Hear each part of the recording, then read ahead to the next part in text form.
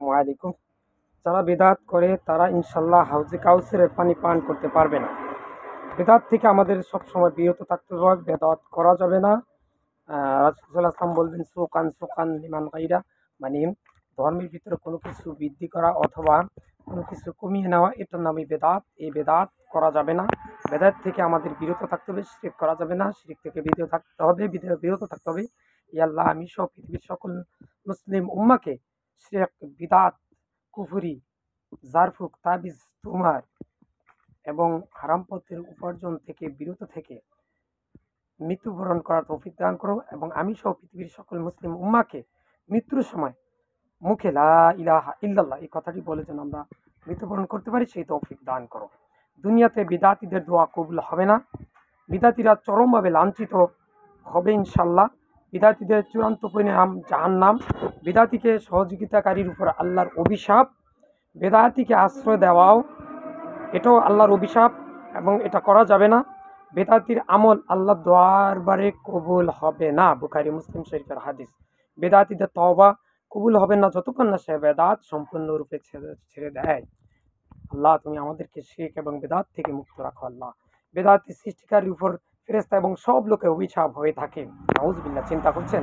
সৃষ্টিকারী, বেদাত সৃষ্টিকারীর উপর ফেরেশতাগণ এবং সকল লোকের অভিশাপ হয়ে থাকে। ইয়াহুদী, নাসারা ও ভণ্ড ফকিরদের কুপ্রথাপ বা আকীদা সমূহ, সেটাও বেদাত। বেদাতীদের পোশাক পরিধান করা, সেটাও বেদাত। বিধর্মীদের পোশাক পরিধান করা উচিত নয়।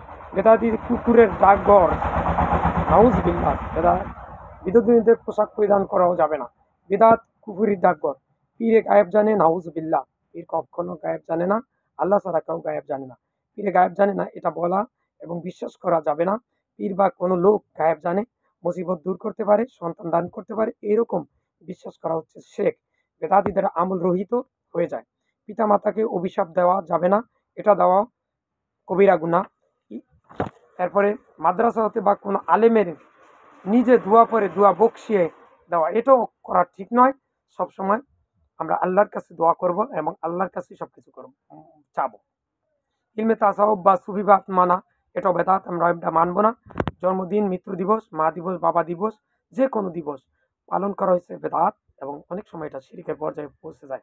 পয়লা বৈশাখ পালন করা বেদাত, এবং অনেক সময় এটা শিরকের পর্যায়ে পৌঁছে যায়। আল্লাহকে খোদা বলা যাবে না। আল্লাহ সেই সমস্ত নামগুলো তিনি বলেছেন, কোরআনে উল্লেখ আছে, ওই নামে আমরা ডাকবো। অপরের কাছে তওবা আমরা পড়বো না, আমরা নিজে নিজে তওবা পড়বো।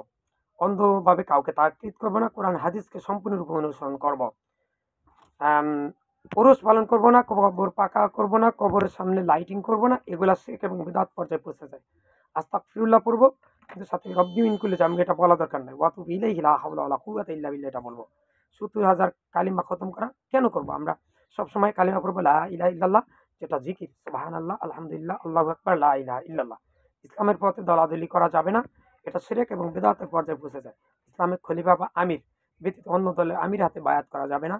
অর্থাৎ ইসলামী রাষ্ট্র হলে তার হাতে বায়াত হওয়া যাবে, এছাড়া কারোর হাতে আমরা বায়াত হবো না ইনশাল্লাহ। দিন প্রতিষ্ঠা প্রচলিত রাজনীতি, রাজনীতিটা কেন করবো? খেলাফত প্রতিষ্ঠা করতে আমরা চেষ্টা করবো। হরতাল, অবরোধ এটা করা যাবে না। মানুষের ক্ষতি করতেছি তাইলে আমরা। মারামারি করা যাবে না, এটা ইসলাম সমর্থন করে না, কোরআন হাদিস এটাকে সমর্থন দেয় না।